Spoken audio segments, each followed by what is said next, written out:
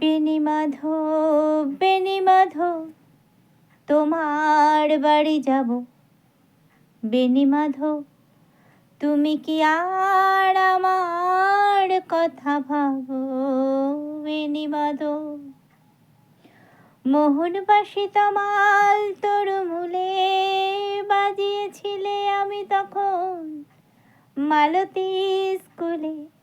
ডেস্কে বসে অঙ্ক করি, ছোট্ট ক্লাস ঘর, বাইরে দিদিমণির পাশে দিদিমণির বর। আমি তখন নবম শ্রেণী, আমি তখন শাড়ি।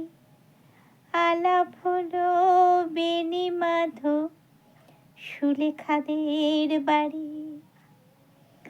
বেণী মাধব, বেণী মাধব, লেখাপড়ায় ভালো। শহর থেকে বেড়াতে এলে আমার রং কালো। তোমায় দেখে এক দৌড়ে পালিয়ে গেছি ঘরে।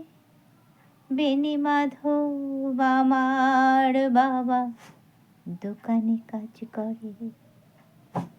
কুঞ্জে অলি গুঞ্জে তবু ফুটেছে মঞ্জুরি।